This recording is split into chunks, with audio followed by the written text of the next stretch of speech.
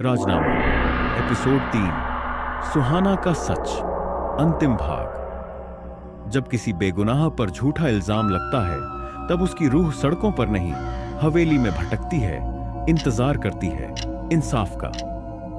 जिस दिन कुणाल ने पहली बार उस हवेली का दरवाजा खोला, उसे नहीं पता था कि वो सिर्फ एक कहानी नहीं, एक अनकहा इत्तेफाक खोलने जा रहा है।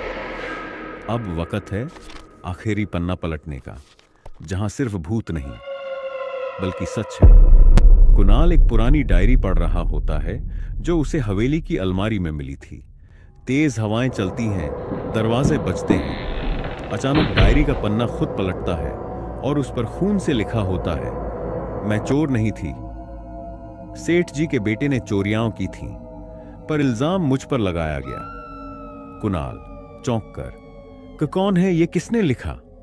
हवेली के नीचे एक सीढ़ी मिलती है जो तहखाने तक जाती है। कुणाल नीचे जाता है। दीवारों पर खून से उकेरे हुए शब्द हैं, मुझ पर चोरी का झूठा इल्जाम लगा, मैंने नहीं की थी चोरी। एक कोने में पड़ा है एक कंकाल, जिसकी गर्दन में वही तावीज है जो कभी सुहाना पहनती थी।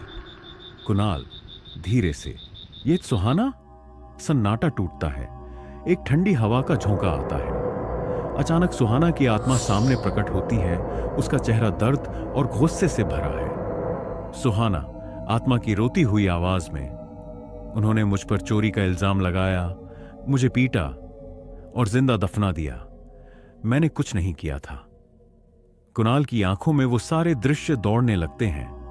गांव वालों की भीड़, सुहाना की चीखें, हवेली के अंदर की चुप्पी, सेठ जी के बेटे की चोरियां और सेठ जी का वो गुनाह छिपाना। कुणाल हवेली के बीचों बीच आग जलाता है। वो तावीज, चिट्ठी और खून से सने कपड़े उस आग में फेंक देता है। सुहाना की आत्मा अब शांति में प्रकट होती है, मुस्कुराते हुए। सुहाना, अब मेरा सच दुनिया के सामने है कुणाल, अब मैं आजाद हूं। कुणाल आंखों में आंसू लिए, मुझे माफ कर दो, मैं पहले क्यों नहीं आया? सुहाना मुस्कुराती है और फिर हवा में घुल जाती है। हवेली की दीवारें गिरने लगती हैं। सारे रहस्यमयी चिन्ह झलकर राख हो जाते हैं। कुणाल धीरे से डायरी बंद करता है।